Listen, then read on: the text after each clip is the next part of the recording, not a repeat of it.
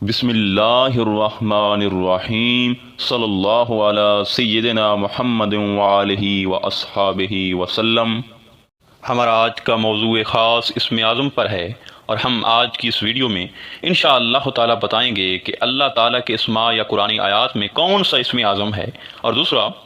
ہم کوئی خود ساختہ اسم اعظم بنا کر آپ کو پیش کرنے والے نہیں ہیں، بلکہ جو حقیقتاً اسم اعظم ہے اور جو ہمارے مرشد کریم حضرت سخی سلطان باہو نے ہمیں بتایا ہے وہی آپ کی خدمت میں پیش کریں گے، کیونکہ 100% صحیح اسم اعظم وہی ہے جو آپ رحمۃ اللہ علیہ نے بتایا ہے۔ اب بلا تاخیر موضوع کو آگے بڑھاتے ہیں۔ دیکھیں سامعین،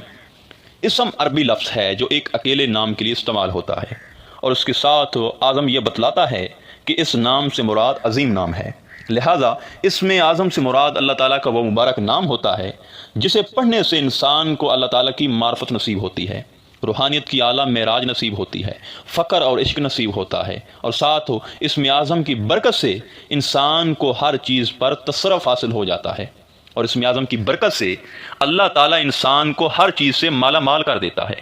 یقین جانیں کہ جس شخص کو اسم اعظم مل گیا اور اس نے قدر کی تو اس شخص کی زبان کن ہو جاتی ہے، اور وہ بہت سے عجیب و غریب کام سر انجام دے سکتا ہے۔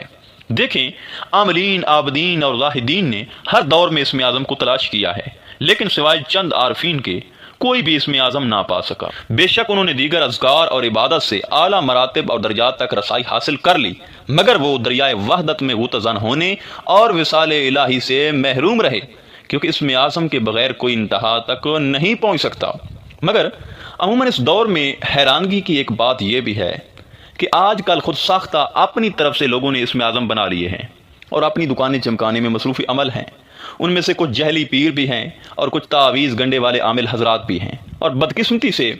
ان کے آستانوں پر لوگوں کا ایک ہجوم ہوتا ہے، اور لوگ سمجھ رہے ہوتے ہیں کہ اسم اعظم تو بس انہی کے پاس ہے، لہٰذا ایسے لوگوں سے بچنا چاہیے۔ اللہ پاک ہم سب کو ہدایت نصیب فرمائے۔ دیکھیں، حضور سلطان العارفین اسم اعظم کی شان میں بیان فرماتے ہیں کہ جو شخص اسم اعظم کو پڑھ کر اس کا حافظ ہو جاتا ہے۔ دیکھیں، حافظ کی وضاحت کرتا جاؤں، یہاں حافظ ہونے سے مراد یہ نہیں ہے کہ انسان اسم اعظم کو یاد کر لے، بلکہ اسم اعظم کا حافظ ہونے سے مراد یہ ہے کہ انسان جدھر دیکھے، آئینہ دیکھے، پانی دیکھے، درخت، زمین و آسمان دیکھے تو ان میں سے اسے اسم اعظم نظر آئے، ہر طرف اسے اسم اعظم کا نظارہ دکھائی دے، اسے اسم اعظم کا حافظ کہتے ہیں۔ آپ فرماتے ہیں کہ وہ شخص اللہ تعالیٰ کا محبوب بن جاتا ہے، اور اسم اعظم کے ذکر سے اس شخص پر وہ علم لدنی کھلتا ہے کہ کسی اور علم کے پڑھنے کی حاجت نہیں رہتی۔ آپ مزید اپنی تصنیف نور الہدیٰ شریف میں لکھتے ہیں کہ اے طالب، کیا تمہیں معلوم ہے کہ وہ کون سا علم ہے کہ جس سے طالب حق آفات شیطانی، بلیات نفسانی اور حادثات دنیا پریشانی سے بچ کر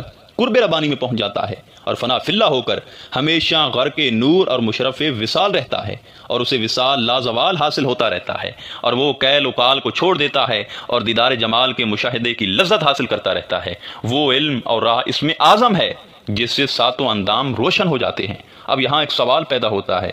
کہ آخر اسم اعظم ہے کیا؟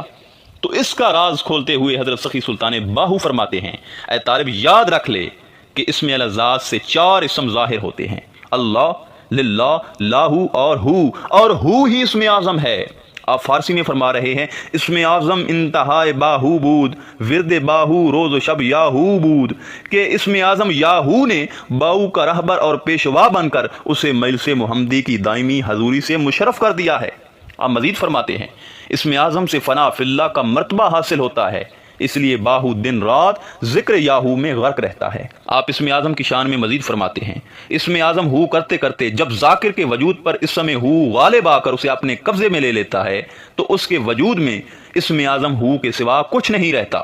آپ فارسی شعر میں فرماتے ہیں، ابتدا ہو انتہا ہو ہر کے باہو میر سد، عارف عارفاں شد ہر کے باہو ہو شد، یعنی ابتدا بھی ہو ہے اور انتہا بھی ہو ہے۔ جو کوئی ہو تک پہنچ جاتا ہے وہ عارف ہو جاتا ہے، اور ہو میں فنا ہو کر ہو بن جاتا ہے۔ سامعین محترم، یاد رہے،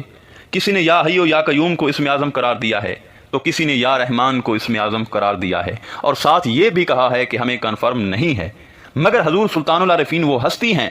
جنہوں نے معرفت الہی کی انتہا تک پہنچ کر مکمل یقین اور تحقیق کر کے یہ فرمایا ہے کہ ذکر اسم الذات ذکر ہو ہی اسم اعظم ہے، اب ہم پر بھی یہ فرض بنتا ہے کہ اسم اعظم کی ہم قدر کریں تاکہ ہم اللہ تعالیٰ کی معرفت، اللہ تعالیٰ کا قرب و وصال اور اللہ تعالیٰ کے دیدار سے مشرف ہو سکیں اور موت قبل ان تموت کے مقام تک پہنچ سکیں۔ اور اس کے ساتھ ساتھ ہم پر یہ بھی فرض بنتا ہے کہ ہم یہاں رہ کر دنیا میں روحانیت اور فقر کی تعلیم عام کریں اور خود کو اور اس معاشرہ کو فرقہ واریت سے پاک کریں۔ آخر میں دعا ہے کہ اللہ تعالیٰ ہمارے قلوب کو اسم اعظم سے منور فرمائے۔ انشاءاللہ تعالیٰ ملتے ہیں ایک نئے موضوع میں، تب تک اللہ نگہبان۔